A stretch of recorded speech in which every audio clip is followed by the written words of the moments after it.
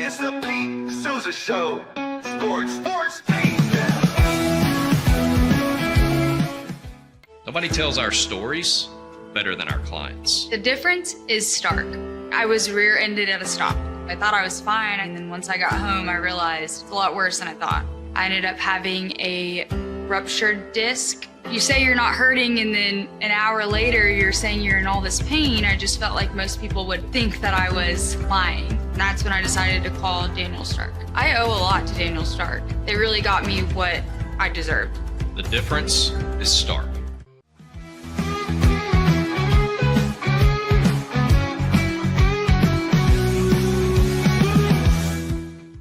We definitely love our relationship and love Extraco. It's been an amazing experience.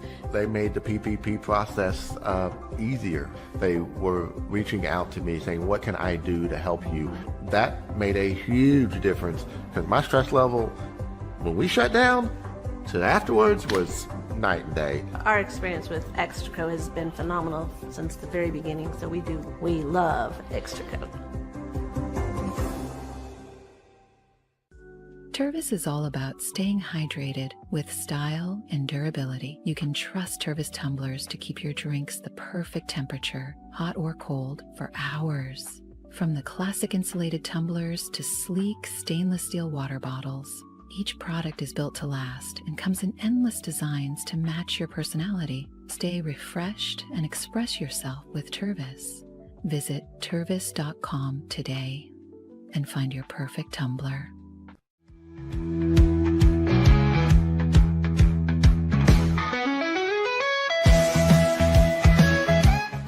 Since our founding, we've been revolutionizing hair removal with cutting-edge technology and a commitment to empowerment. The U-Like Air 3, launched in 2023, ushers in a new era of sapphire ice cooling technology, offering nearly painless hair reduction in just 3 weeks. Experience the future of hair removal today at ulike.com, because at U-Like, beauty is about looking and feeling good. That's ulike.com. U-Like.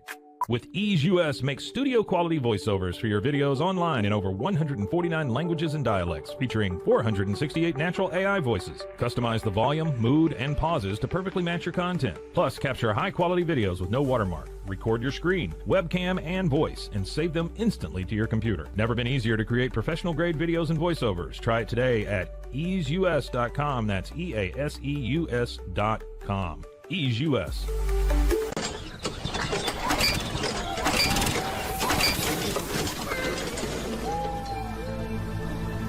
Just use AMP-Pace.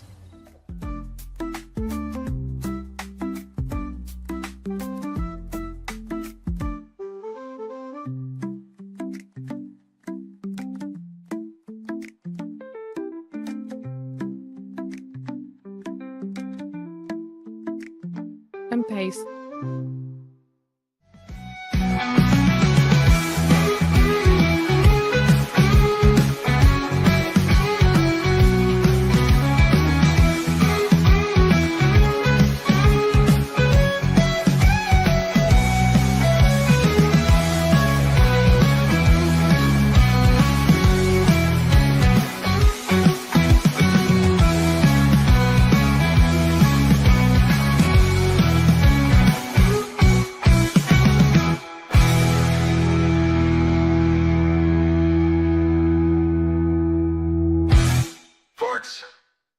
Oh, baby, it is a Thursday in Central Texas, and we are live in the Alico building at the heart of Waco. My name is Scotty Swingler here with you. The Pete Sousa Show is live today. I'll be with you. Royden Ogletree of KWTX will join me in segment 2, and we have a great show coming up for you. Pete back tomorrow, as far as I understand it.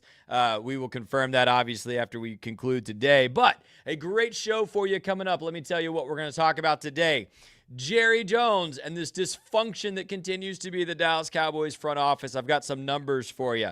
We're going to talk about the Houston Texans and Houston Astros today. Our boy Royden, big Houston sports fan. That is not my area of expertise, but I'm going to let Royden take you inside to Texans training camp coming up and the Houston Astros as they go into the back third of the Major League Baseball season. And we're going to talk a little Baylor basketball as they are overseas playing very well in Europe. Guys, I think this Baylor basketball roster might be really, really, really good. We'll talk about that. And then we're going to talk about this July has been full of blockbuster films. Royden, you may not know, has a movie podcast. So we'll talk a little, maybe some Superman, Jurassic World, Fantastic Four comes out tonight. Did you see F1? We'll talk about all of that coming up here on the Pete Sousa Show, which is brought to you by our friends at Slovacek's. If you're driving through West, whether you're going from Waco to Dallas, Austin to Dallas, coming down to Waco from North Texas, make sure you stop at Slovacek's and say hello to Ray. Get a kolache, get a drink, maybe sit and stay a while, charge your Tesla if you're driving an electric vehicle. Slovacek's, we love those guys, and they make this show possible. You know who also makes this show possible are some of our loyal listeners, watchers, and commenters like Scotty B, the Baylor King. I saw this news break through right before we got on the air, and Scotty B reminds us Baylor football has added a wide receiver in the portal. It's Ryan Shackelford. I hope I'm saying that name correctly, from Purdue. Speedster, track runner, in addition to being a wide receiver, will bolster that Baylor wide receiver room. We've talked plenty of Baylor football in recent weeks. That roster is good. That coaching staff looks to be good. The quarterback we know is good. Big season coming up for Baylor football. But I want to start today with the topic of the week. We did it Monday. We did it Tuesday. We ran some of it back for you yesterday here on the Pete Sousa Show, and that is Dallas Cowboys training camp, as this Micah Parsons contract situation and Jerry Jones press conference has taken over the narrative. We're not talking about football. We're not talking about the fact that the Cowboys are in a division with the Super Bowl champs and another Super Bowl hopeful, the Washington Commanders, led by, I think, one of the best players in the NFL, Jaden Daniels. We're talking about contracts.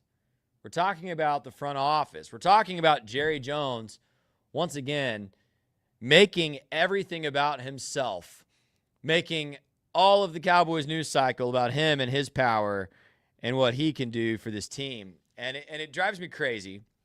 And you heard Pete say earlier this week, Scotty, he kind of said to me, Scotty, I feel like I finally understand the pain that Cowboys fans go through every offseason, that Cowboys fans feel small and unseen and uncared for. And listen, I don't really give a rip about how I feel as a Cowboys fan or the fan base feels when Jerry Jones runs his mouth or runs the circus, right? What I do care about is that the Cowboys haven't been to a conference championship game in 30 years. That's what I care about. What I care about is I have grown up my whole life rooting for a franchise that, when I was born, was one of the 3 or 4 most successful franchises on the field in NFL history and was the number 1 franchise in America in terms of relevance in pop culture when we talk about sports. And my whole life, the Cowboys have not lived up to that billing. That last Super Bowl win, by the way, I was 3 years old. I don't even remember it. And here we are in 2025, and this is the most pessimistic I have been about a Cowboys season coming up in a long time. You heard me talk about that Tuesday when Pete and I did an NFC East preview. I am pessimistic. I don't like what the Cowboys are putting on the field. I certainly don't like the teams that they have to face in division, especially the Commanders. And it's not a good time. Most of my life, I've been fairly optimistic about the product the Cowboys have put on the field because despite the lack of postseason success, you've had tons of 12-win teams. I did believe and still believe, because I'm a Romo-sexual, if you will, that Tony Romo is one of the most exciting players I've ever seen play football. I believed in a lot of those teams. I believed in some of these early Dak Prescott teams that seemed to maybe have the juice and have what it takes to go deep in the postseason. It's just never happened. And now I don't believe in the product on the field. And the storylines around training camp are about how Jerry doesn't want to give a big contract to who is clearly the best player on this football team. All due respect to CeeDee Lamb. But Micah Parsons, you could argue, is a top 5 player in the NFL. I don't know that I would make that argument, but I would hear it. Like, he is that dominant when healthy and when on the field. Defensives have to game plan around him. He is a force, an athletic freak, whether he's rushing the passer or playing in more of a traditional linebacker role, which I know he hasn't done as much as the years have gone by. But, you know, you heard me talk about it, I guess, Tuesday when Pete and I talked about this, and I compared it to Jalen Smith, who I really liked as a linebacker for the Cowboys, you know, when he signed his extension. And we know how that went after that. But Jerry Jones is hesitating to give Micah Parsons what he's earned and what the market dictates he's owed. So I just thought it might be a helpful exercise for us to go through some of the other people Jerry Jones has paid in the last 5 or 6 years and just say, like, double down on the point. Jerry Jones should not be a GM in the NFL because it feels like he makes the wrong decision every time. And by the way, I think this game he's playing with Micah Parsons about his contract is the wrong decision. And I think whether you don't sign him to an extension this offseason or whether you sign him really late in this cycle and probably end up overpaying him, he continues to make the wrong decision. So I want to go through these contracts that Jerry Jones has given to particular Cowboys players since 2019. And I just want you to think, as I'm reading through these contracts, which of these contracts was a good deal? Like, I just want to walk through these deals and say, which ones of these paid off or were worth the money, or we're going to look back and go, man, I sure am glad Jerry Jones made that decision for the Dallas Cowboys. So first, DeMarcus Lawrence, 5 years, $105 million, signed in April 2019. On a scale of 1 to 10, maybe that's a 5. Like, at least he played out most of that contract for the Dallas Cowboys, but, like, I don't know if he was worth that money. Jalen Smith, we talked about it earlier this week, 5 years, $64 million in August 2019, $35 million of that guaranteed. Bad deal. Ezekiel Elliott. I forgot about this, by the way. I just remembered that we brought him back instead of Derrick Henry last offseason. We gave Ezekiel Elliott 6 years, $90 million in September of 2019. We just finished paying that. Bad deal. Amari Cooper, 5 years, $100 million in March of 2020. I liked that deal at the time, by the way. I think Amari Cooper remains one of the more underrated players in the NFL. But 5 years, $100 million, he was off the team, 2 years later. Worst contract in the sport. Dak Prescott, 4 years, $160 million in March of 2021 that became a 4-year, $240 million extension in September of 2024. Pete and I disagree on this.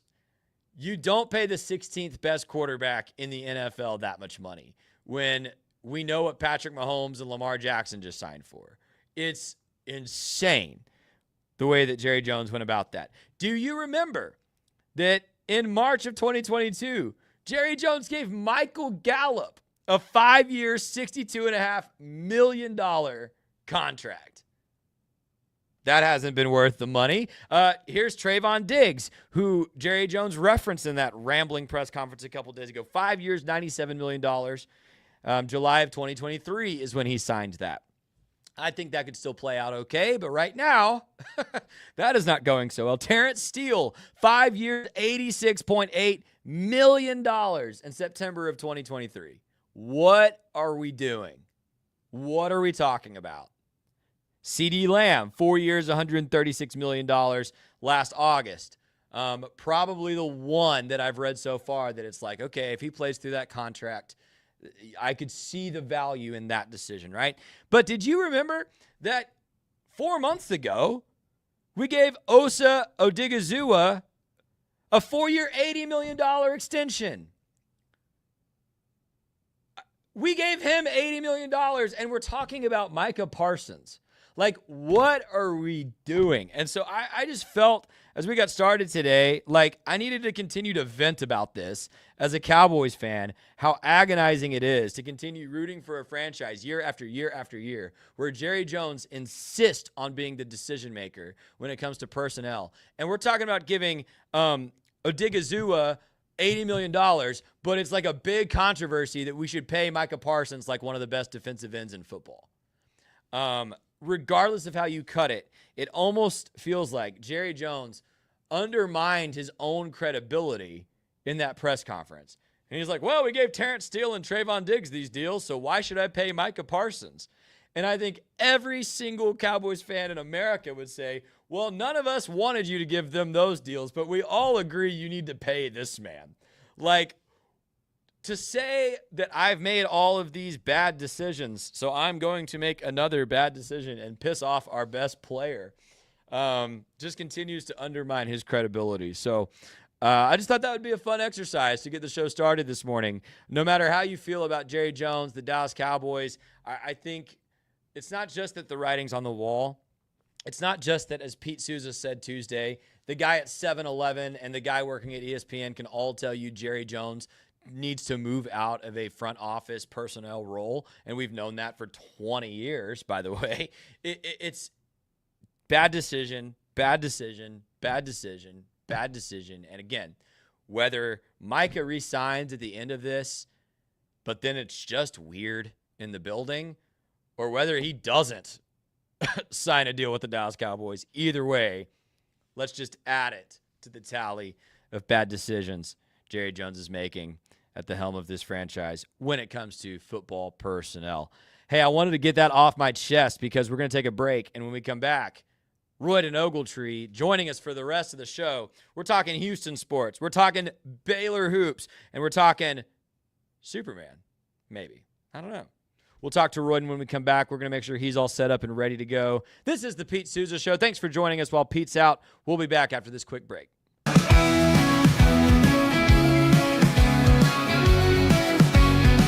Nobody tells our stories better than our clients. The difference is stark. I was rear-ended at a stop. I thought I was fine, and then once I got home, I realized it's a lot worse than I thought. I ended up having a ruptured disc. You say you're not hurting, and then an hour later, you're saying you're in all this pain. I just felt like most people would think that I was lying. That's when I decided to call Daniel Stark. I owe a lot to Daniel Stark. They really got me what I deserved. The difference is stark.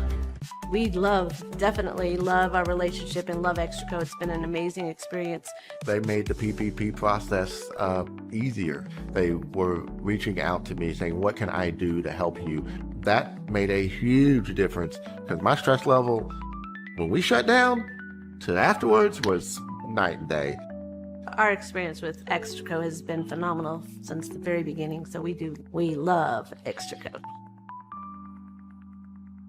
I don't know, if Bubble wasn't here, I don't know what people would be doing, like making PowerPoints or something. Bubble allows you to make it real and for it to actually work. So I feel like Bubble bridges that gap and being able to give people the opportunity to make their ideas come to life really quickly too. I love that I can sit down and build something the way that I think it should be built and have the control over it. Bubble turns ideas into fully scalable apps. Try Bubble today. Hi, I'm Jo from Face Theory. You're going to want to have a specific goal for your skincare routine. What do you want to achieve? Active ingredients are really strong, and if you're using too many at once, your skin can get overwhelmed. Don't overspend on products. Choose products that have scientific research behind them. At Face Theory, if you're not happy with a product, just say so, just give us a shout and we'll give you your money back, no problem. I know you're gonna love this Kodak Dot Plus printer. You guys just connect it to your smartphone, and then you're going to use the Kodak Photo Print app. It's going to print you a 4x6 photo. I am just in awe. I love how these turned out. Also, the printer comes with a free cartridge of 10 photo sheets. I can assure you, you are going to love this printer as much as my family has. You guys have to check it out for yourself. Streamline event and appointment booking with Amelia's sleek, modern, and fully customizable booking forms. Tailor the colors, fonts, and design to match your brand and seamlessly integrate with your WordPress website. Whether it's for events or appointments, Amelia makes booking simple, stylish, and perfectly aligned with your business. Enhance your booking experience today at WPAmelia.com. That's WPAMELIA.com. Amelia. When you learn a language with Babbel, you start a journey that takes you further and further. Anytime and anywhere you wish. It's easy and fun. Broadens your horizons and keeps your brain fit. A journey into new thoughts, new cultures, new adventures. So what are you waiting for? Start your journey with Babbel now. Go to babbel.com or download the app. BadCreditLoans.com is a pioneering service provider that has carved a reputation in the financial industry for its dedication to helping individuals with bad credit secure loans. By making timely repayments, borrowers can gradually repair their credit history, thereby increasing their chances of securing better loan terms in the future. BadCreditLoans.com serves as a beacon of hope for those with bad credit. Simple, fast, and reliable loan application process. And its commitment to responsible borrowing makes it a trusted partner in the journey towards financial stability.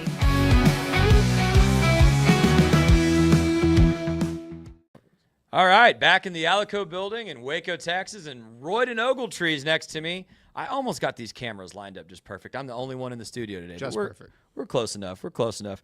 Royden, KWTX, One Take Podcast. We'll talk about that in a minute. Dude, I wanted to start with this because I saw my parents last night, and my mom says, like, did you hear about China Spring, like, maybe going to the World Series? And I had not heard about this. So you've been covering some Little League softball action here in Central Texas that's been exciting. It's that time of the year, man. And it is a big deal for these communities, and it's a big deal for these kids. So what happened with what happened with China Spring was their junior league baseball team, which is, for those of you who aren't paying close enough attention to this, there's several tiers of rankings in baseball, and it's all divided by age. But the ones that you see on Big E ESPN are 12 and under. For some reason, they have determined that is the cutoff to where they want to kind of broadcast that. For softball has grown in estimation over the past, couple of decades, honestly, but over the past like 10 years, really, where they've started broadcasting. I believe the championship game for the Southwest Regional is going to be on Big E, the main ESPN, which is at George W. Bush. But the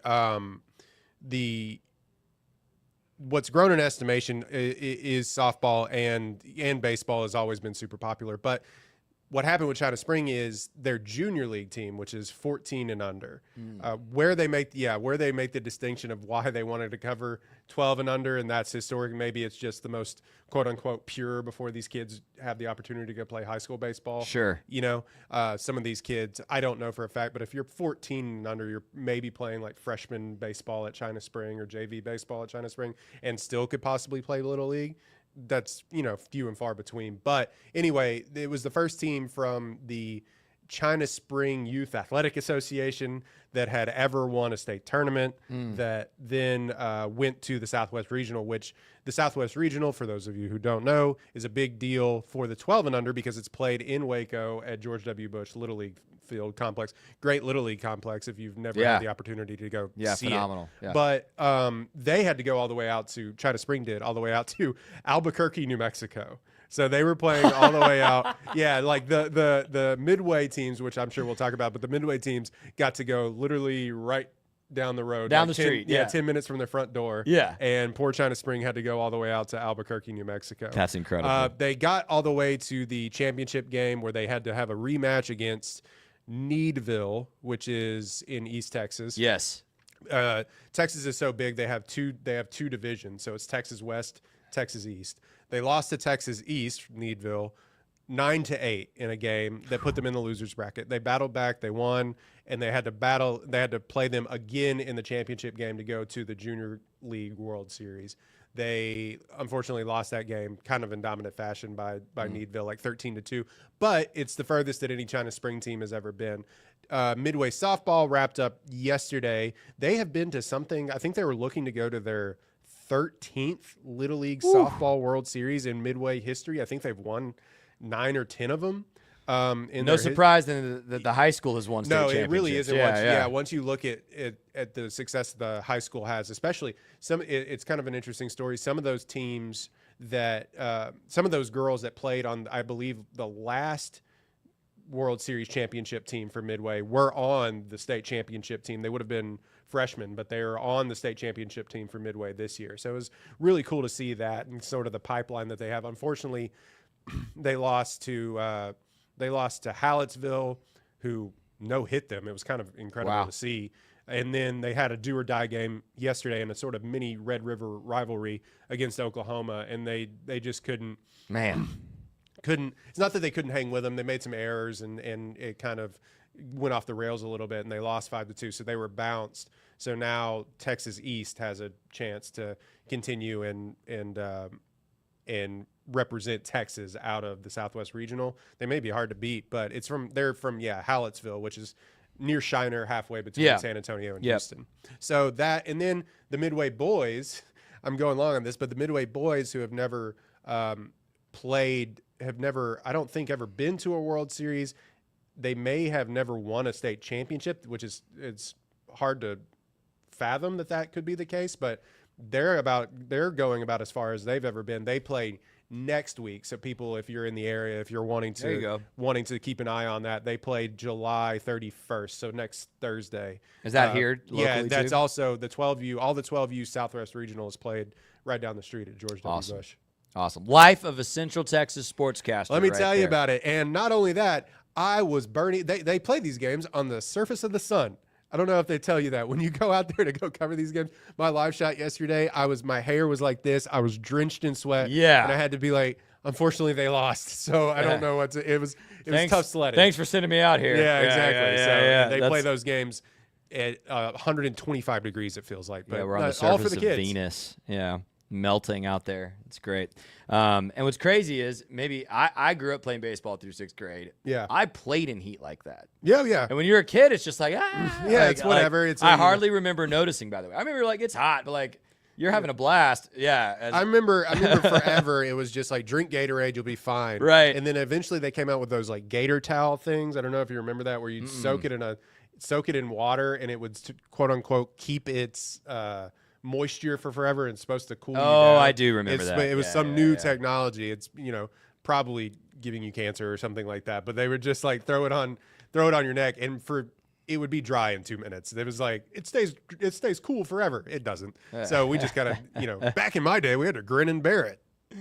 It's amazing. Well, Life of a Central Texas sportscaster. Also, you're obviously very involved with covering the Baylor Bears, and he is. I invited you on today after we interacted a bit on Twitter yesterday with Baylor basketball is representing the United States in the World University Games over in Europe, and Rhein-Ruhr, Germany.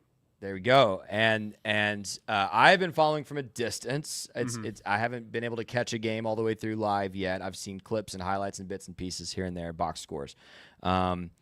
Royden, it's well documented on this show. It's well documented nationally, probably.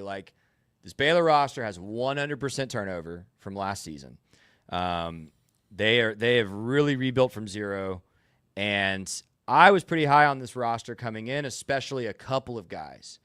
But what this World University Games has proven to me as a Baylor fan is this roster's a lot deeper than I think I realized.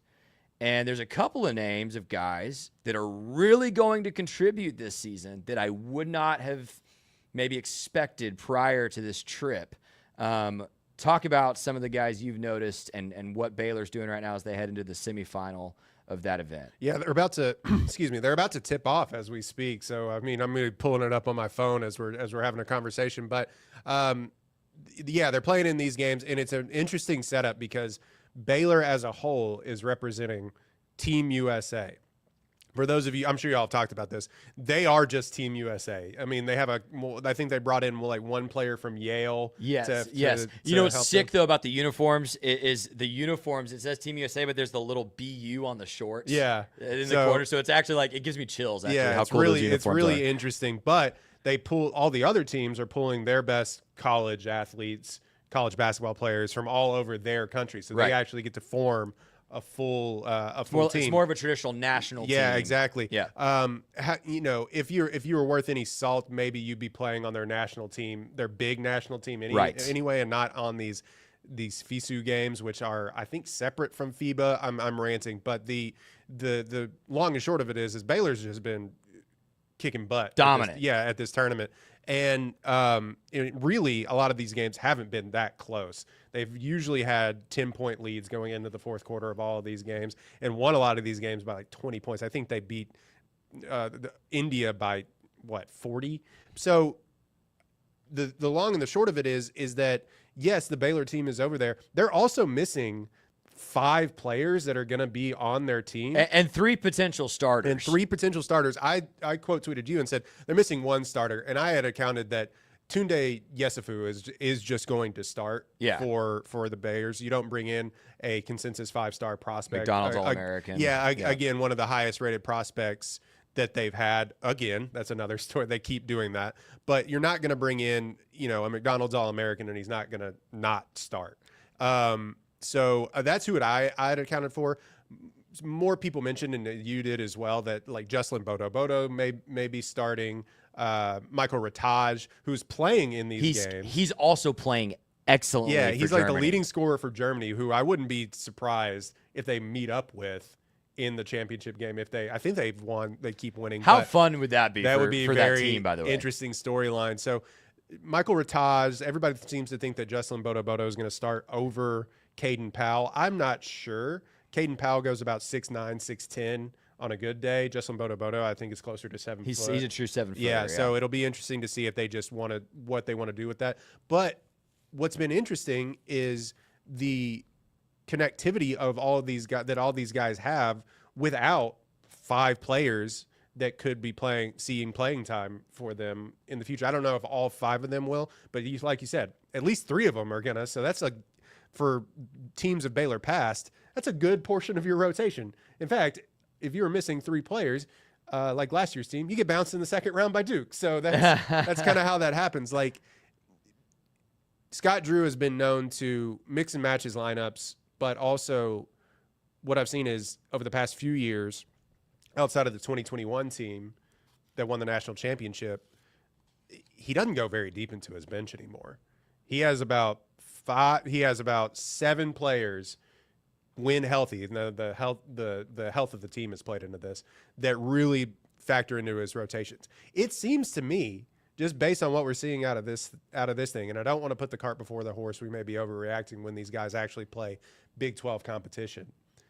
It seems to me that they may go 9 deep on this team.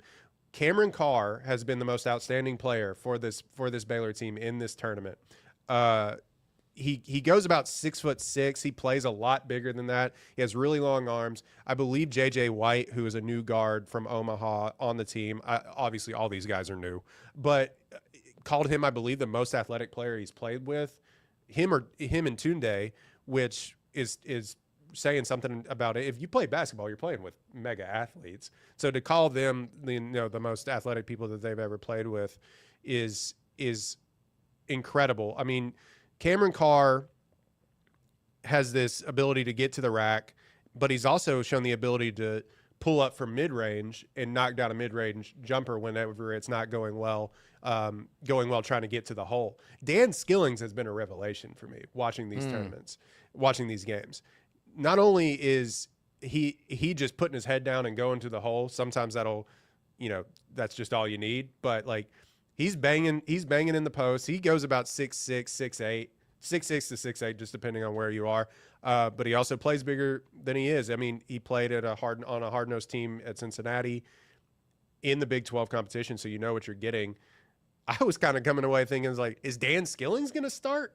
Like, I don't, but it seems to me that people have kind of reading the tea leaves that he may be coming off the bench in favor of Michael Rataj starting, which seems to be that would be the my case. thought, yeah. But one thing that I have noticed, all these guys are crashing the boards. The box score won't indicate it, but you see all these guys crashing the boards. They're playing hard-nosed defense, which is something, not to say that they weren't trying to play defense the last couple of years, but it was not the same that we've seen. Not even close. That we had seen from Baylor teams past, especially the 2021 team, like, because how could you?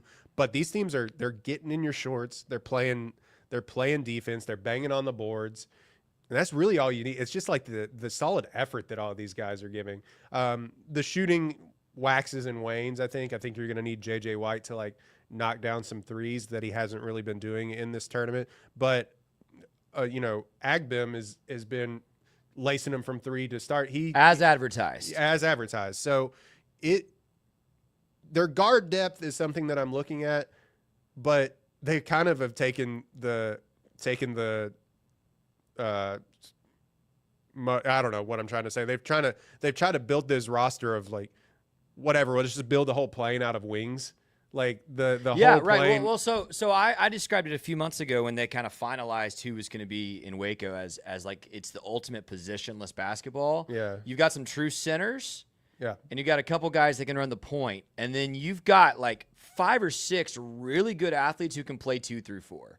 Tunde can do that, right? Skillings theoretically can do that. Ratai can do that. Like, all these guys are kind of shooters, kind of slashers, but they're big, they're athletic, they're going to play good defense. Yep. It honestly reminds me a lot, Royden. Like, I know obviously the national championship team is the standard, but when you and I were students, Scott Drew's kind of MO was length. Yeah. I mean, when I was a freshman, it was a lot of 2-3 zone, and it was 3 dudes with 7-foot wingspans across the bottom of a 2-3 zone with Anthony Jones, Quincy Acey, and whether it's Epe Udo or then later like Isaiah Austin or whoever's playing that center spot. Right. That was kind of Scott Drew's MO, and I almost feel like Perry Jones was like Perry Jones may exactly have been like 6'10". Fits that mold.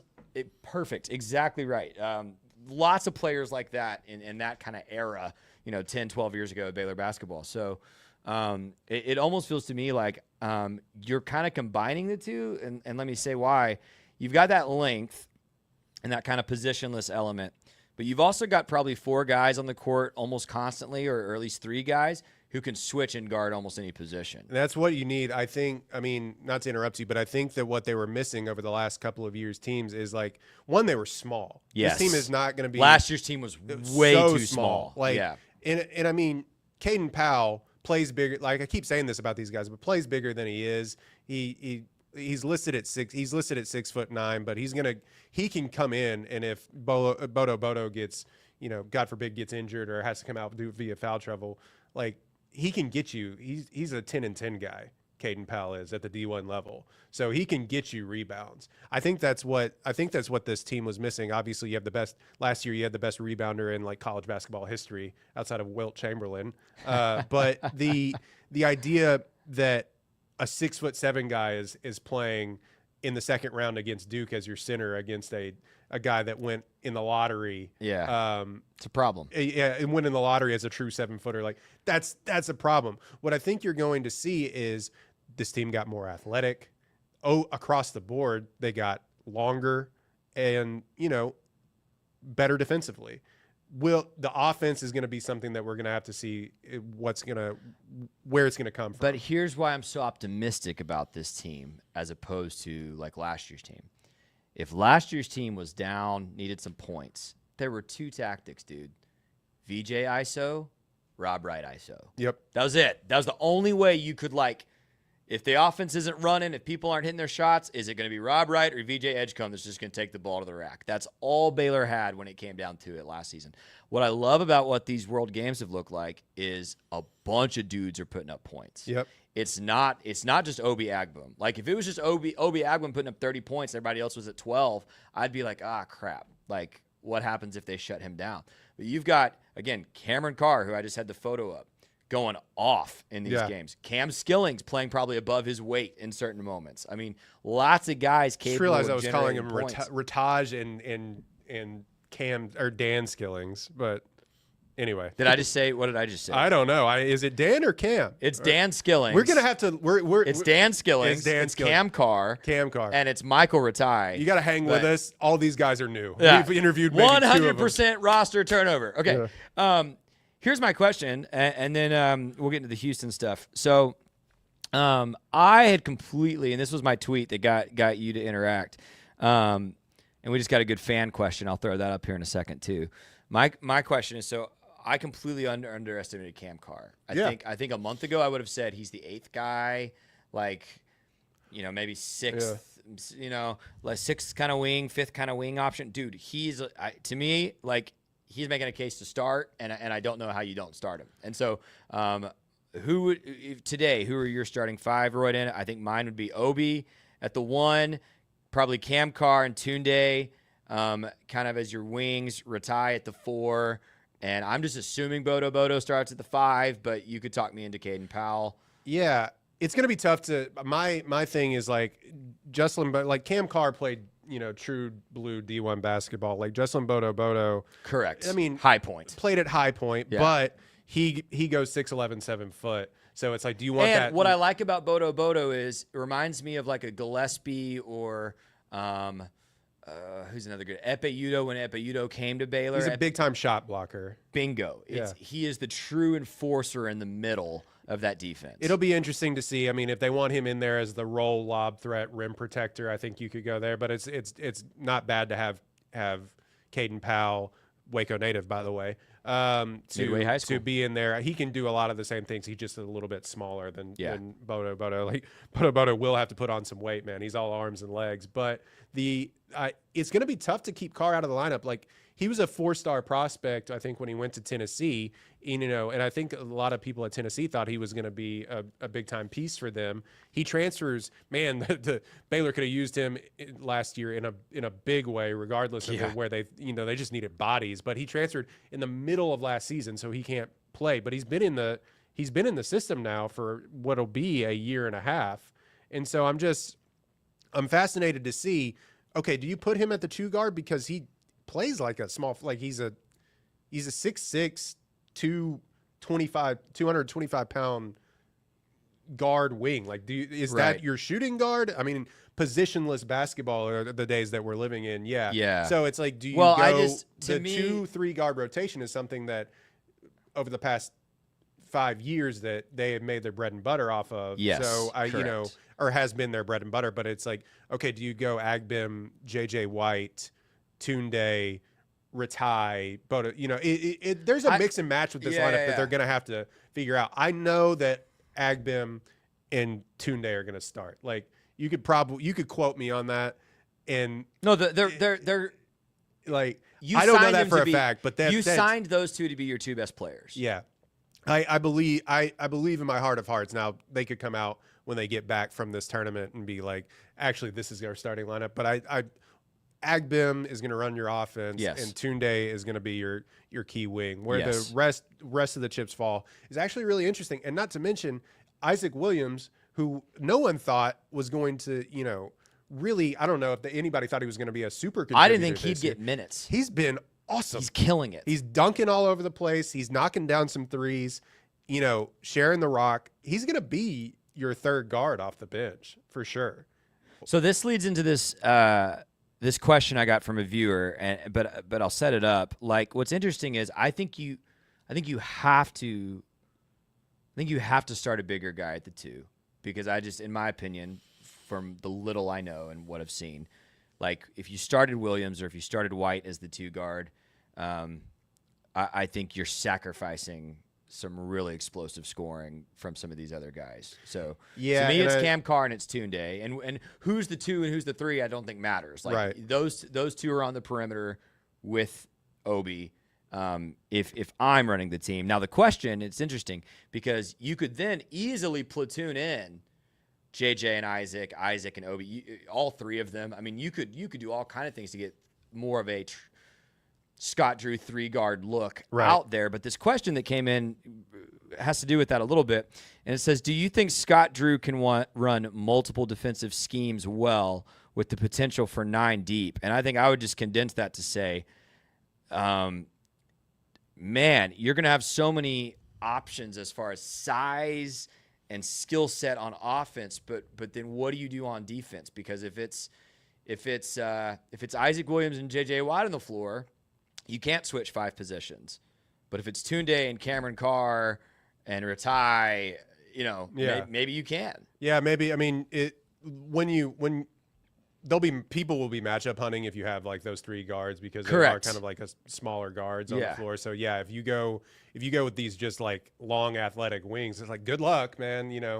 Who knows how truly great they are defensively, but the more size and athleticism that you can throw out on the floor is never a bad thing. So I'm just fascinated by this because where I thought I was like, man, this might be tough going into next year. It is quite literally, this will sound hyperbolic, but hang with me. It is quite literally the biggest rebuild job that Scott Drew has had to do since the team, and for different reasons, obviously, but since the team came off of scandal in 2004. Like, no one has ever had to rebuild a team this, like, twice.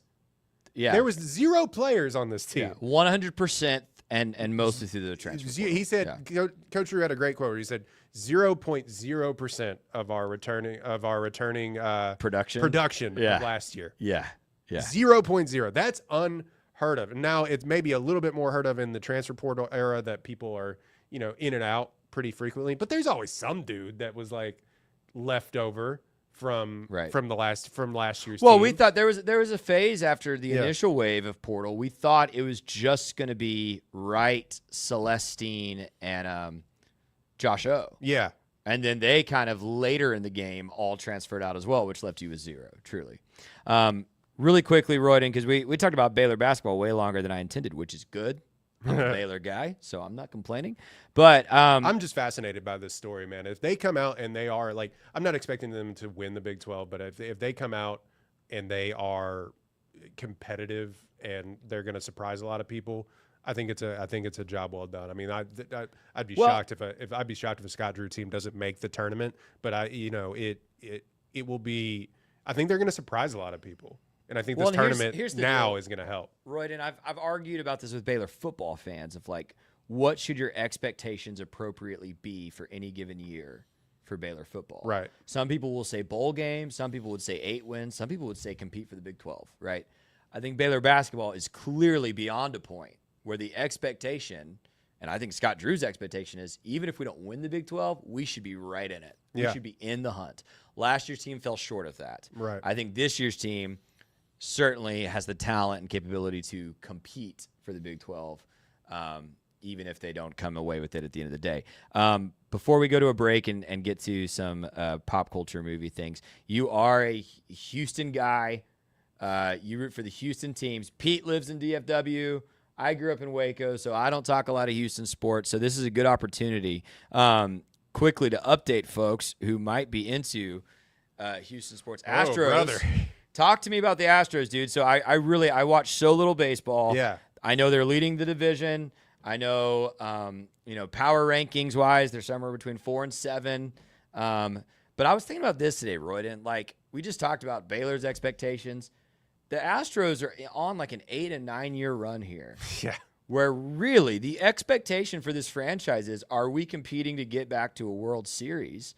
And as an Astros fan, tell me where they're at today. Well, Jim Crane would always say that the window, as long as he's the owner, the window is always open. Now, has that been the case with how he's spent, i.e. Alex Bregman, letting Alex Bregman, Kyle Tucker, and the like walk?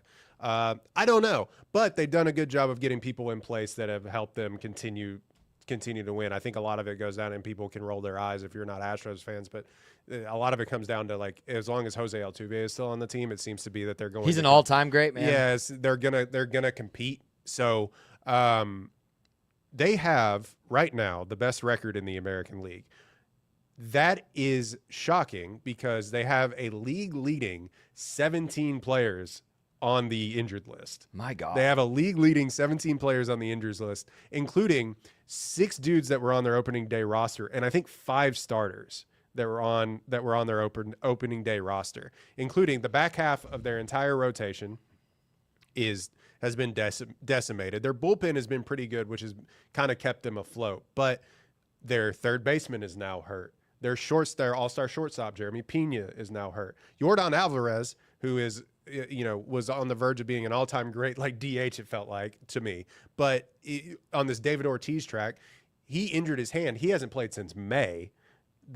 Christian Walker has been on-off injured, who was their big sort of first baseman signing. He also hadn't been really that great. Their starting center fielder, who was having a career year, is now hurt. And a couple of their left fielders, Altuve has been on and off in left field, but a couple of their left fielders that they brought up have been hurt. They have still won. They're still 60-42 or something like that. Yeah, 60-42. Yeah, so they're still 60-42. They have the most players on the injured list. I've never seen anything like it. In fact, they were they've had a lot of these injuries. They got a lot of this injury bug last year. I kind of think, this is just me talking, they have one of the probably worst training staffs in the entire MLB. There's no reason that these guys should be out as long or for the amount of time that it feels like they're out, or why they keep sustaining this amount of injuries. It's wild. Or human beings aren't designed to live in somewhere as humid and right. No, they're not disgusting. Well, they play in a Texas. dome. They play in a dome. It took the Rangers that long to figure out. It took the Rangers 60 years to figure out that you could play that you baseball can play in air indoors. conditioning in Texas. Yeah, but I don't know. I think the expectation is that they're probably going to if they can somehow withstand this and get a couple of guys back for the end of the year, like they have players that were out with Tommy John last year that could be coming back by September. So if they can withstand all of this and win with their AAA squad playing on the field, then the idea is that you win the division and you get a first round bye. And they kind of ran into that last year when they didn't get a first round bye. They ran into an up and coming Detroit Tigers team who's also now was kind of a year ahead. Now they're the first or second best team in the AL, and they ran into Tarek Skubal, who won the Cy Young, and so he just dominated them, and they couldn't hit. They also had all those injuries last year, so you want to try to avoid the upstart, up and coming team, and maybe get that first round bye, and you don't have to play the wild card team, which has seemed to be their kryptonite over the past couple of years. I'm fascinated by it. I don't have any idea that they're going to win another World Series with this squad. I just don't see it. Because they would have to get a ton of people healthy at the right time to get enough at-bats and get enough pitches under their belt to make a run into October. But if that happens, look out. People will be, tweeting through it that they may be winning again. Hey. I don't think it'll happen, but it's fun to watch, man. I love baseball, and I love that the Astros are good because I went through my entire teenage years where they were the worst. They were the worst thing that has ever been put on a field. They were hilariously bad. So you can cry in the comments as long as you want. I'm watching fun baseball, so that's what I like. So true. Well, I was a hater for a long time, Royden. I was because I grew up a Rangers fan. I get it. But the difference is the Rangers have managed to make magic happen once, despite my still the trauma I carry from the from the 2011 World Series. Man, so many people do. They're still going through it. I think people are still wanting Royden, Nelson Cruz to take one step back. No. So I just told you I don't watch baseball. I stopped watching baseball. Oh, really? Because of that? I was a huge baseball fan, and that 2011 World Series broke me, dude. I have not kept up with baseball since. Even when the Rangers won the World Series, I was excited, but I did not keep up with it. Yeah, it didn't hit you the same. No. Yeah. So I'm still carrying some. I need to process that in therapy. I think the Rangers. Yeah, I mean, people are still 2011. talking about the Albert David Pujols. Freese. I want to murder David Freese. Okay. Sorry. People are still talking. He can eat for free forever in St. Louis, can Yes. he? But people are still talking about the Albert Pujols home run that was hit off of Brad Lidge, and the Astros won that series. So scars last forever. But it feels like. I brought up the Rangers to say, the Rangers made magic happen once. The Astros have made magic happen multiple times now. Yeah. So as you said, maybe not the expectation, but I will not be shocked if we find the Astros in the World Series. Seems to be a reality. I mean, they lost a couple of World Series that they probably should have won, and then they were in they were in two that they had no business being in. Yeah. And so it's been fun to watch, especially you get disappointed as we lost the World Series, but it's no business being there. So this could be a team that could probably do that again, and I wouldn't be surprised. Fantastic. Last thoughts, and then we'll go to a break before we talk films and your podcast. We talk a lot of Cowboys. You heard me yapping about Jerry Jones when you walked in. Big mad about the NFL contracts. Dude, it's ridiculous. Jerry Jones is the worst. But I have been a C.J. Stroud defender. Yeah. I think he's a really good quarterback, and I think there's a lot of reasons he regressed last season, having not to do with him. I think everybody's sleeping on the Texans. I don't know how good they're going to be, but their division still isn't very good. They still do have a quarterback I believe in. They still have Nico Collins. They still have a head coach I believe in. You, as the Texans fan, are feeling how? Fine. I think it's fine. I think last year was such a big disappointment for a lot of people, and it's funny because it's like it was such a disappointment. Like the Texans have also had the history of being so bad that like people would have murdered each other for that season that they had last year. Where Correct. They blow out the Chargers and then take the Chiefs down to the fourth quarter and kind of collapse in on themselves like a dying sun. And they let 78-year-old Travis Kelce rumble, bumble, and stumble his way for his best game of the season. I digress. But you would have killed for that season last year, and they quote unquote weren't good. And a lot had to do with that. I've been on the Bobby Slowick is actually bad train since he took the job as the offensive coordinator for the Texans. He led C.J. Stroud to having that awesome rookie year that people are still talking about 2 years later. I think it was kind of supplanted by Jaden Daniels last season. Totally. But and then it all regressed. The offensive line didn't perform well. In fact, I think that Bobby Slowick was out over his skis on trying to didn't make any adjustments, or at least the offensive line may have even refused to make adjustments. Apparently that room was really bad. But all that to say, I feel fine about going into the next season. They draft 18. They draft and add 18 wide receivers. Or because unfortunately Tank Dell had a Sean Livingston type injury. So sad, dude, because he's a good player too. He's such an awesome player, but he had a really Sean Livingston knee blowout injury, and we'll see if he even sniffs the field this year. I doubt it, but they signed 2 Iowa State wide receivers, or draft 2 Iowa State both wide of receivers who are awesome. I watched them play at Iowa State last year, but they bring in Christian Kirk, who's off injured, but also a Texas native and kind of the possession wide receiver that really you need for this Texans Can team. be a veteran leader in that room. I mean, he could. I think he could be really good, and I think he's kind of maybe an underrated sleeper fantasy draft pick if you want my advice on that. But their defense is going to be excellent. They're going to be great. The back half of that defense, they signed. Help me out here. He's on the Eagles last year. He won a championship with them. They traded for him.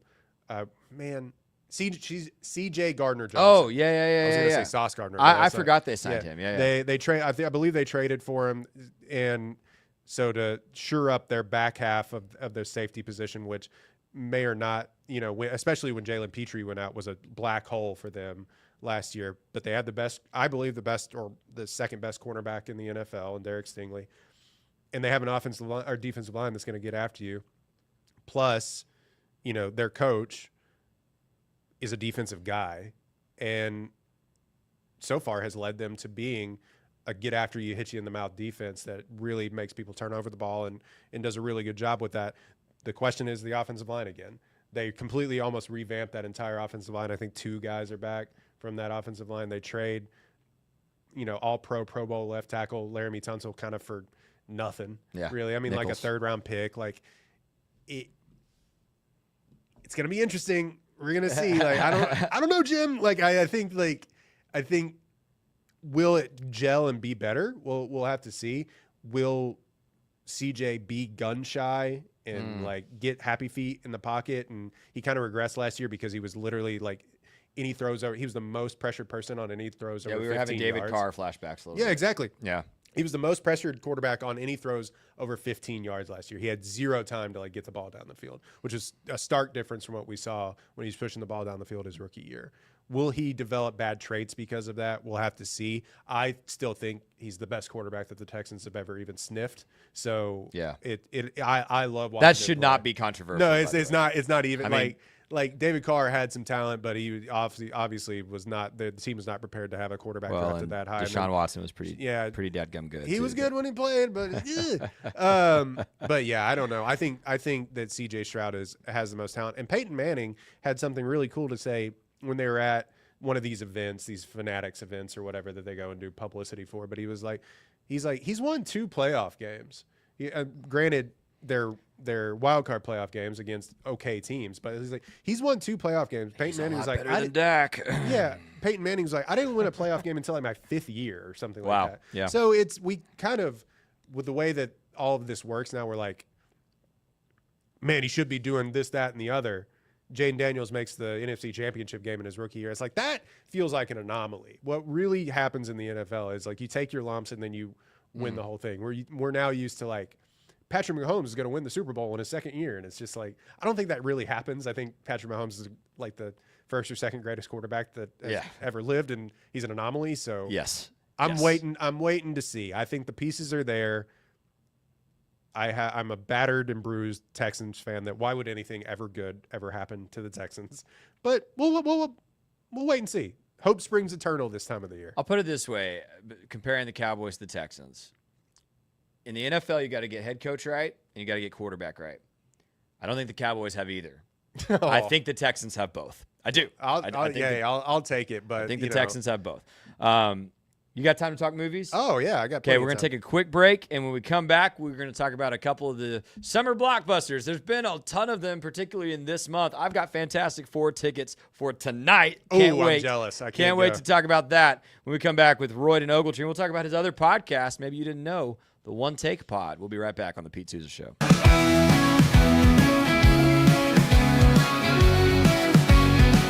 Dive into adventure with Scuba.com, your ultimate destination for top-tier scuba and snorkeling gear. With over 20 years of experience, our expert staff, who've dived everywhere from the Galapagos to the Maldives, provides personalized advice to help you find the perfect gear for any underwater journey. Shop leading brands like GoPro, Aqualung, and Scuba Pro. Whether you're a beginner or a pro, trust Scuba.com for the best in diving equipment and expert guidance. Explore now at Scuba.com. That's SCUBA.com. Scuba.com.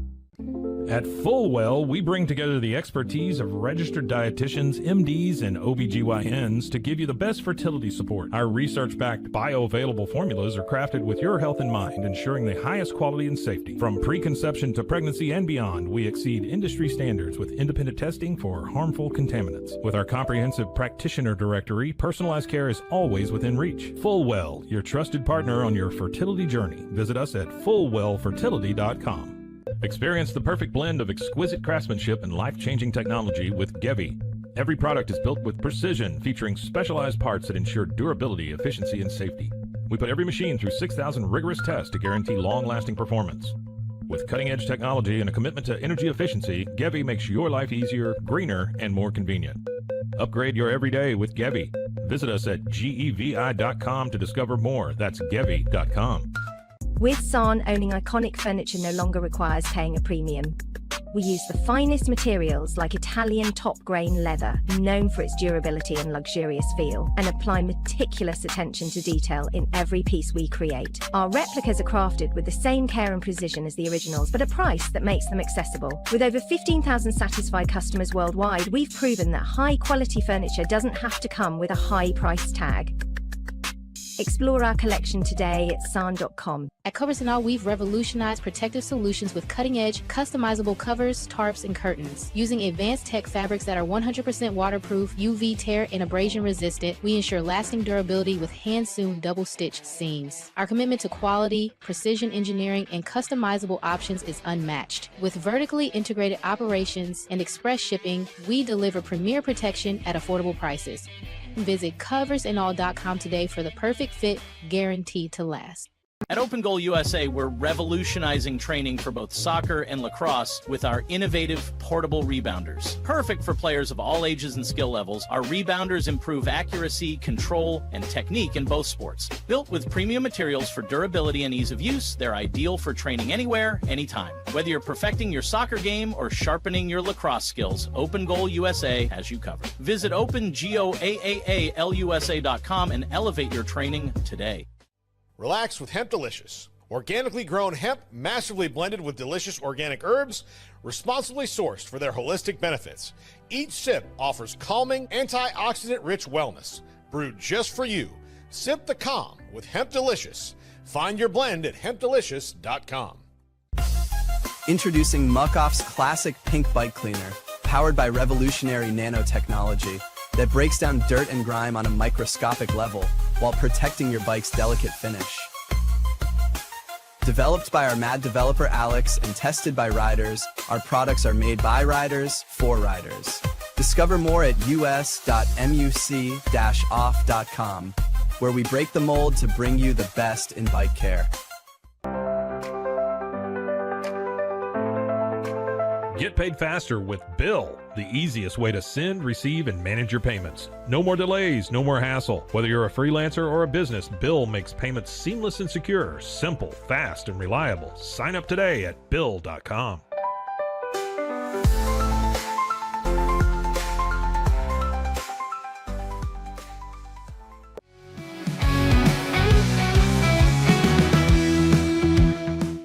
I was fine. What really spoiled it for me was a woman was literally, I've never seen this before, watching Instagram Reels with the sound on in the middle of the movie theater.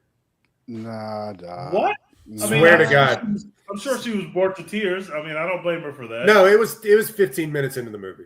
I'm snitching. I don't care. She eventually put it down, but like she also had her ringtone on.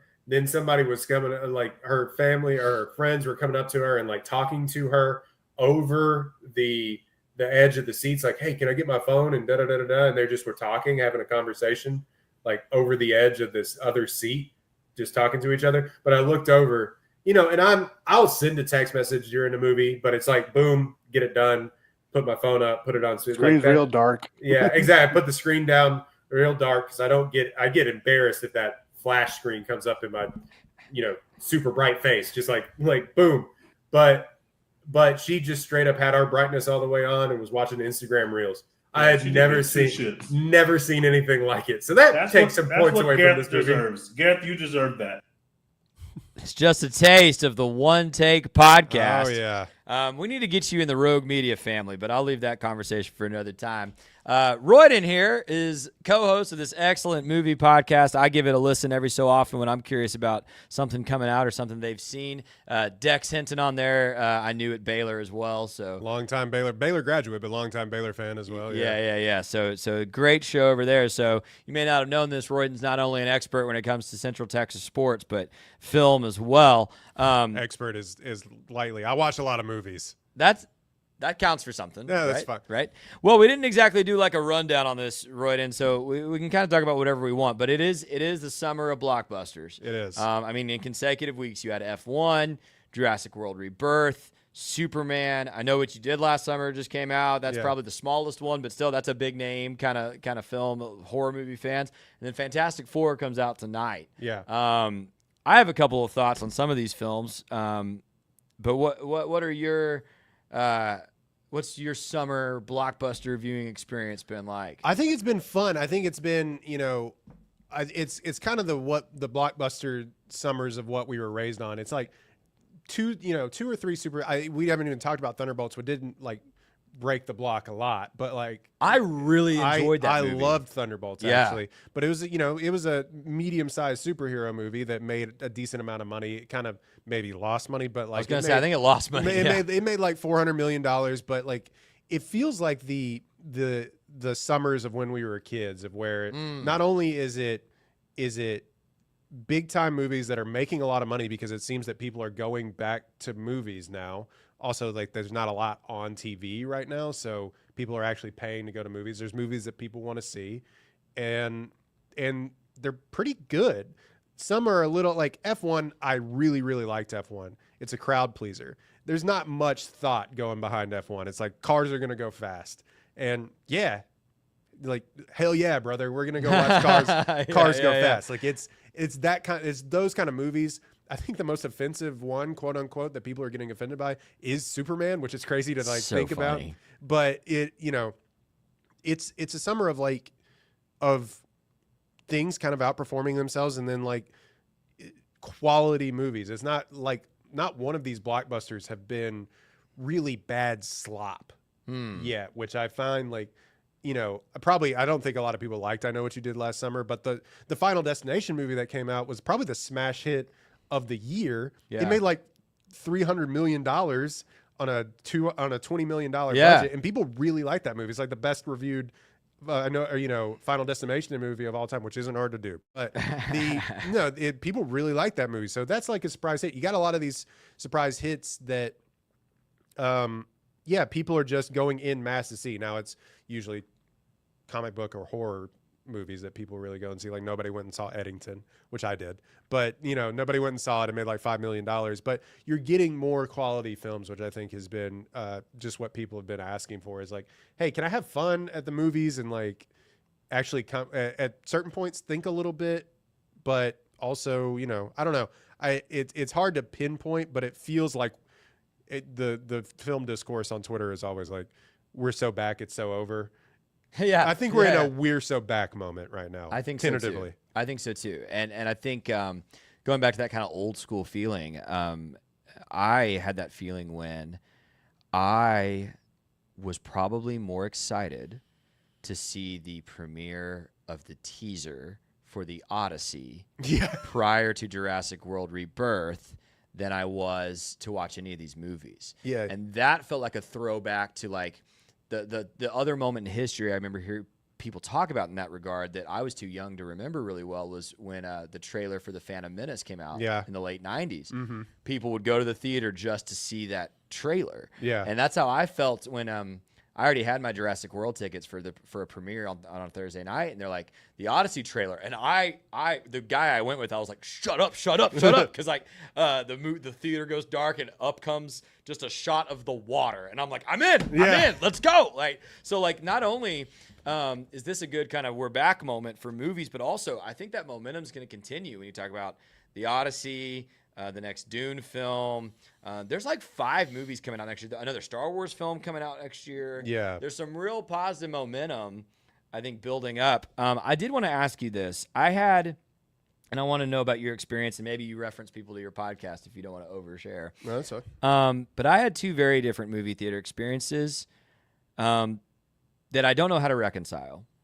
Okay. And so, for starters, I got a Letterboxd. I finally did it. People have been telling me to get one for years. You're officially in, brother. I finally movie got one nerd. before I went and saw Jurassic World Rebirth, and followed you on Letterboxd. And the first movie I saw with my Letterboxd was Jurassic World Rebirth. And here was my experience with Jurassic World Rebirth. My experience was I knew Gareth Edwards was making a Jurassic World movie, and so I wanted to see it all along.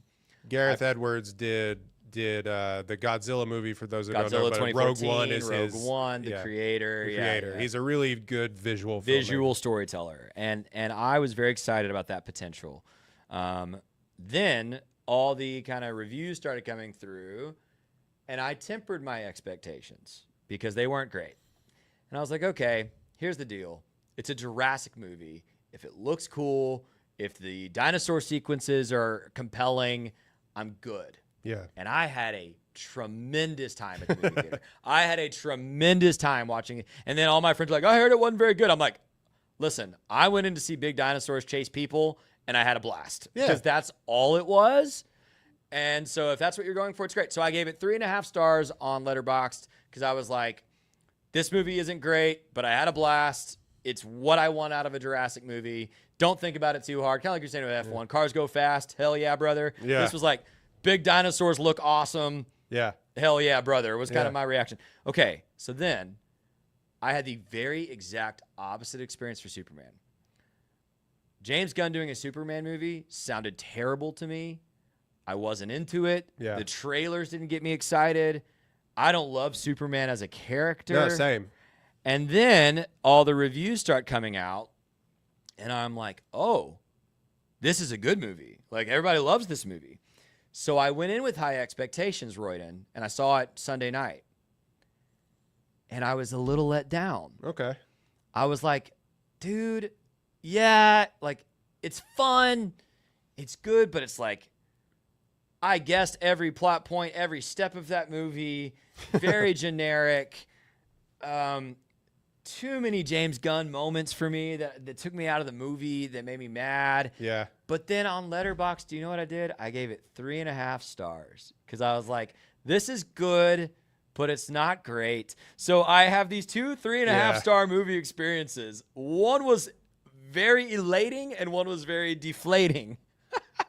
So there's my rant about the two movies I've seen this July. What's your perspective on each? Well, it's interesting because it's like, we'll start with the Letterboxd thing, and I know we're going long, but the Letterboxd thing, if you haven't been on there, it's based on a 5-star scale. So basically, it goes from like, it's really easy to go from like 5 stars is A+, and then you can go down the A scale the ABC scale as you get down. It's kind of the way you can kind of look at it, but or 1 through 5 if you just want to look at it that way. But the idea of that is that, like, sometimes you can get into a movie and it can be the same rating for a movie you really didn't like and a movie that you really liked. Exactly. Because it's like, well, that was a good movie technically.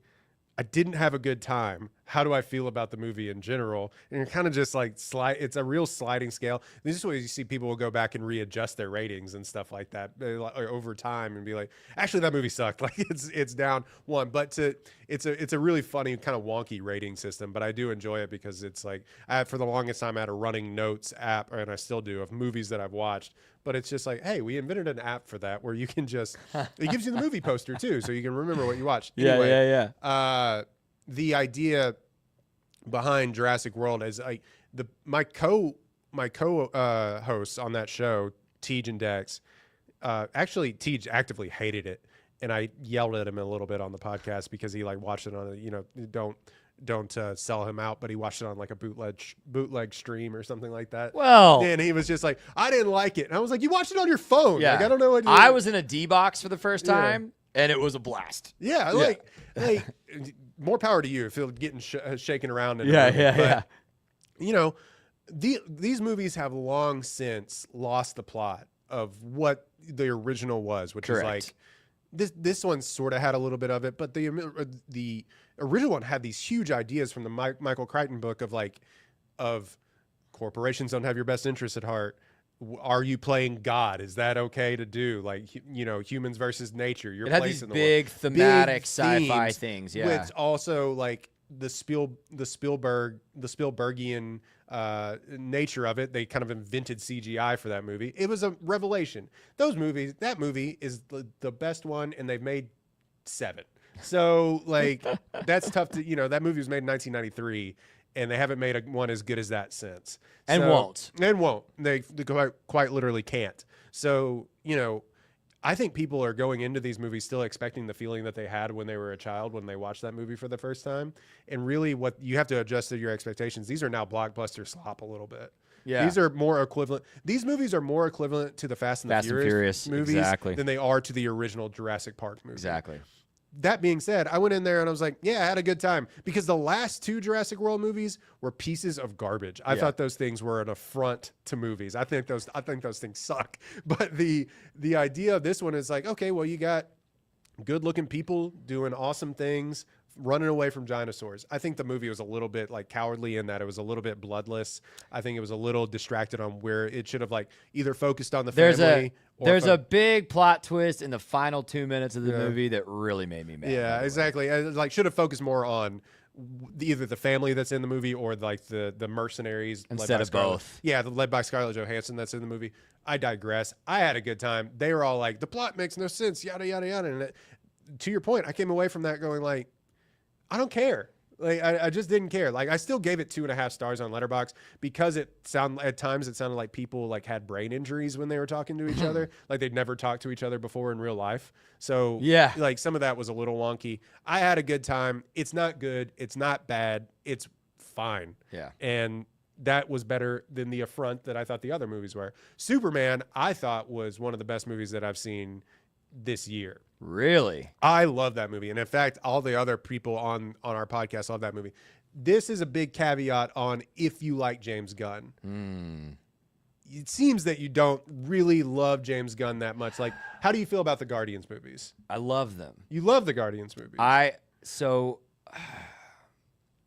I'm very conflicted on this because here's the other thing, and I said this in my Letterboxd review. I like the DC universe he sets up in the film. Yeah. I think he's probably the right guy to lead the new DC Studios kind of vision-wise. I'd agree, That's yeah. great. I think he's passionate about it, and he knows the comics. Like, I think he's good at that. And I like that it seems as if he is going to hire directors and let them put their creative kind of stamp on top of the property. The Clayface movie coming up is probably the best Mike example of Flanagan's that. going to be involved with that movie. Correct. That being said, that I like those things, James Gunn's tropes, it's not even his talent or his style, it's the tropes that work so well for those Guardians of the Galaxy movies do not work for Superman. I'll tell you the scene I almost wanted to stand up and walk out of the theater. And a lot of people love it, by the way, so this really might be a taste thing. Mr. Terrific's one shot on the beach where he absolutely single-handedly obliterates this elite force of guards or soldiers or whatever. I don't want to be too spoilery, but it was the most epic action scene in that movie. Which, by the way, the most action scene in that movie didn't involve Superman, so that tells you what you need to know. But we have a needle drop of like a soft pop rock song, as James Gunn does, and it's meant to be and it's meant to be this ironic, funny, like we're watching this badass moment, and we're like, ha ha ha ha, singing along. Yeah, it's the fun. And I cannot stand that. You don't have joy in your heart. No, dude. I thought it undercut the character. I thought it undercut the moment. I want swelling action-adventure score. Yeah. You are showing me how lethal this new superhero that I don't know well is. I'm here to watch Superman. You're showing me how cool this guy is, this portrayal of this character. And you completely undercut it with your trope because you can't, and it's because it's this thing of like James Gunn can't help himself. He can't help himself. He can't give me the conventional cool thing because you have to do your funny James Gunn thing. So that's my horse. Well, you know, a lot of people disagree with me. It's okay. It's kind of funny because Dex, shout out to him. He called it the Quicksilver scene from X-Men. Yeah. Where he just like, where in the middle of like one of the reboot X-Men, they're just like, hey, let's just stop the movie and have this really cool effect for a little bit. And that's kind of what it is. I came away from it being like, okay, that was fun and cool. That everybody's saying it's like, oh, it's the best thing. I'm kind of like, it's fine. I appreciate James Gunn needle drop, and it's interesting to see that in a Superman movie because what Superman movies have been lacking for a long time, or over the past decade or so, quite frankly, is fun. Those last Zack Snyder's Batman versus Superman, dreadful, Man of Steel, zero fun, sir. They were like, correct. They were. I don't even know how to describe them as other than being kind of drab and cynical about like the character. Yes. And it just wasn't a lot. It's fun in the sense that of the scale and the big fights, if you want to look at it that way. But just the idea of them being like having any sort of like comical whimsy, zero in that. And then in fact, like the Brandon Routh Superman is like really, really bad and boring. Yes. So since I've been a kid, or from when I was a kid, because I wasn't around to watch the original Christopher Reeve Superman, like these have been boring and drab for the past 2 decades. So the idea that he came in there, infused it with some pop, infused it with some color and some life. Superman had a personality, whether you liked it or not, I don't know, but like he had a personality, and in fact, people got mad at it online. I think most people enjoyed the film, but like James Gunn had something to say in the middle of a big comic book superhero movie, and I found that fascinating. I really enjoyed it. It wasn't a 5-star classic, like kind of like the Richard Donner Superman. Yeah, but I had a fun time at the movie theater, and he affected me a little bit with it was manipulative, but with them holding up the Superman flag in the middle of the desert. manipulative, but I was also kind of like it, no. it So got me a little bit. I'll give James Gunn this because you're right. A lot of what you said is correct. It is the best Superman movie that's come out in our lifetime. Yeah. And that's not really a competition, to Right. be honest. I'm not a Man of Steel person either. It is the best portrayal of the character I've seen in my lifetime. I liked the character. I liked the actor.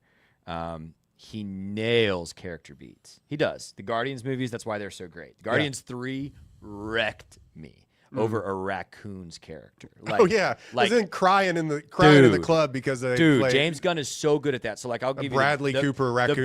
The best scene in that movie to me was when he's back at the farm with Mom and Dad Kent. Yeah, that scene is James Gunn at his best, and I'm glad we have it. It's pretty good at sincerity. I think tone, characters, I think he nailed. But I almost wish like a Joe Johnston had directed it, or a Ron Howard, like something a little more conventional, rather than the Gunn-ness of it. But I understand that's a taste thing. Well, it's also he writes his own script, so like who's going to tell him no with what his vision is? Sure. So So honestly, I hope the sequel to this movie, whatever, not Supergirl, but whether it's Superman 2 or whatever, next time we bring this cast of characters back, I'd really like Gunn to have a writing role, but I'd really like another director. It'll be interesting to see. I mean, it's going to make like $600 million, which is what Superman movies tend to do. People online will tell you that it's a flop, but like it's not. It's going to make a ton of money. But I was in a full theater on a Sunday night in Waco. Yeah, no, that was the first next weekend. Every showing of the opening weekend and the next weekend in Waco. That's hard to do, man. Like people That's how I judge films, by the way, and how successful they're going to be. If you fill up a theater weekend 2 in Waco, you're doing pretty good. Yeah, you got something. You got something. You're doing pretty good. We've gone way over. Pete's never going to let me host the show again, but tonight I'm seeing Fantastic Four. I predicted in January this would make $1 billion. I have been very high on this movie since they announced who's in it, who's working on it, what it looks like, what it's going to be. If this movie does not do well, because I think it's positioned itself in every way it can to do well. Yeah.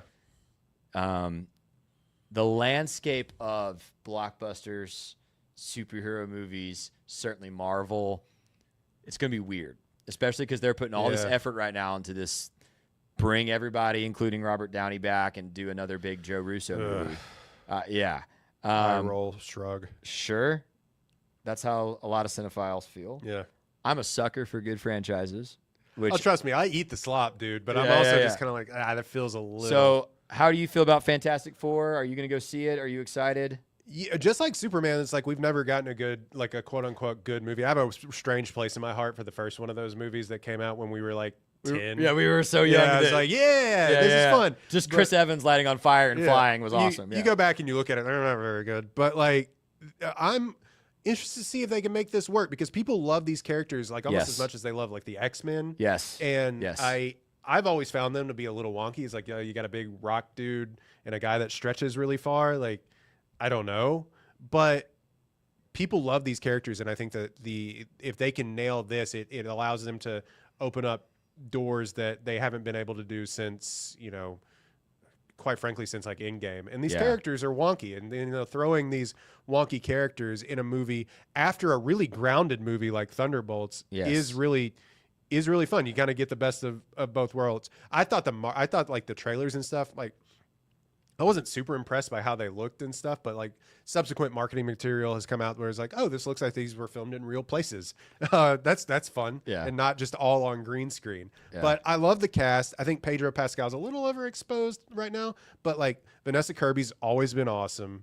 Ebon Moss-Bachrach is I think he's going to be a great thing. I do too. And Joseph Quinn, thank you. I bought Joseph Quinn stock like everybody else after Stranger Things. But like him in A Quiet Place and in other roles that he's had recently, I like Warfare, if you saw that. Gladiator 2. Yeah, Gladiator 2. I thought he's been great. He's been on a really good run. So I think this is a great character to propel his star even further than what it's been. And I think he's made some really interesting choices. I'll have to see it. Power scaling is like, okay, now we're taking on Galactus in the first movie. Or like the trailers have been like this huge thing walking through downtown Manhattan. You're just like, oh crap. Okay, we'll see how this goes. But at least they're going for it, and Galactus isn't a cosmic cloud. Yeah, exactly. Like in the first or second movie.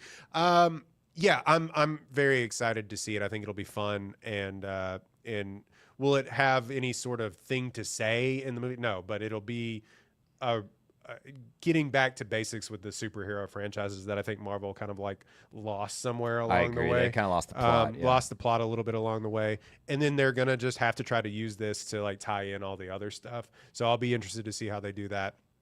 All that being said, I had a little bit of superhero fatigue, especially when they were pumping out Marvel show after Marvel show on the Disney Plus service, and they expected you to watch all of it. And I was like, no, I'm not. Yeah. I'm not. They're clearly course correcting. Yeah, they're course correcting. They're only putting out 2 movies this year, and then like 1 or 2 movies the next couple of years. Well, you're forgetting that Captain America came out this year. Oh yeah, I am. That movie was garbage. Yeah. But 2 out of 3 ain't bad. So they used to put out 4 of these things, and maybe you get a 50% hit rate on this. So I'm excited. That I'm kind of withholding judgment at this point. So that's totally fair. Last question, and then I promise we're gonna get out of here and get on with our Thursday. Movie you are most looking forward to the remainder of 2025. God, I'd have to look on the slate. I saw the Rock trailer, the trailer for The Rock, The Smashing Machine. Yeah. Which is a Safdie movie, which I'm really excited about. I was trying to remember the rest of the stuff that's actually even coming out this year. I've been so looking forward to Superman and Fantastic Four. Yeah, this is the month that I've had circled on the calendar. Yeah, I feel like such. I'll tell you, for me, it's probably Project Hail Mary. Is that this year? Is that early next year? I think that's early next year, which is like why I think that they have Project Hail Mary looked fantastic. I think that movie it's going to be really a Ryan cool. Gosling. Yeah. Ryan Gosling summer over the past, because he's also going to be in a Star Wars movie. So let's see upcoming films, and there's another Safdie movie coming out, Mickey Supreme, or no, what's it called? I think it's called Mickey Supreme with Timothée Chalamet, which is another Safdie movie. Oh, that's what it is.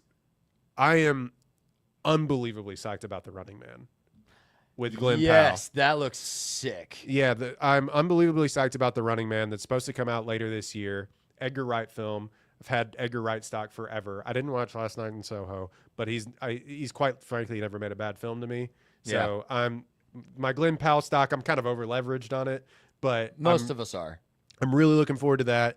And then of course, which I don't know if anybody's going to see this or know what I'm talking about, but if you watch Barbarian, Weapons is coming out in a couple of weeks, and it's the Zach Krager film, who was used to be a member of The Whitest Kids You Know, that sketch comedy show that used to air on like VH1 or something like that. But he's since made a really well-received horror film called Barbarian, which I believe is on HBO Max. You should watch it. It's very weird. And then he's putting out this film called Weapons that seems to have like everyone in Hollywood's in the movie. And early reviews are that it's freaky and awesome. So I'm really looking forward to that.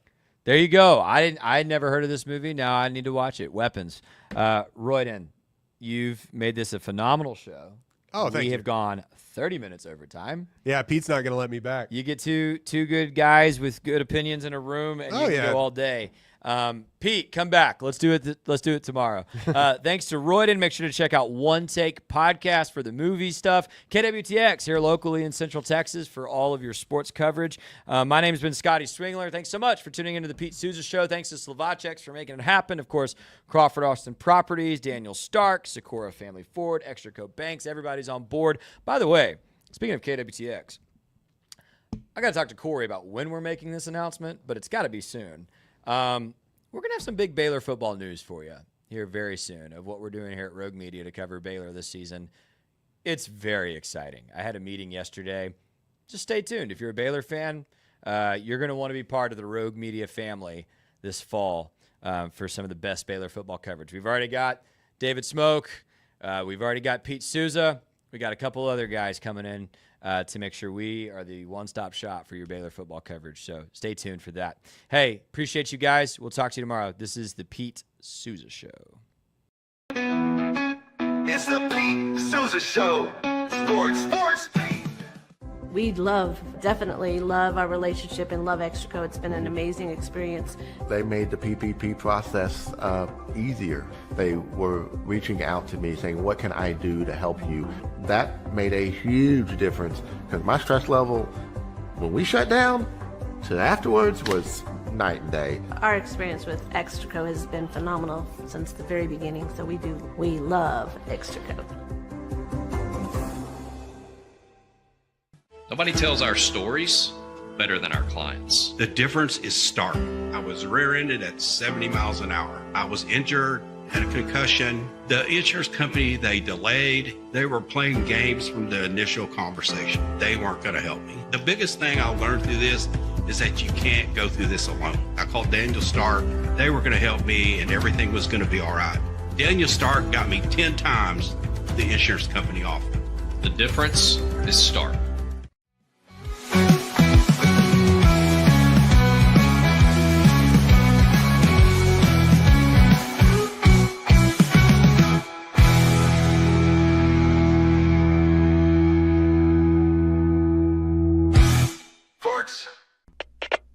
We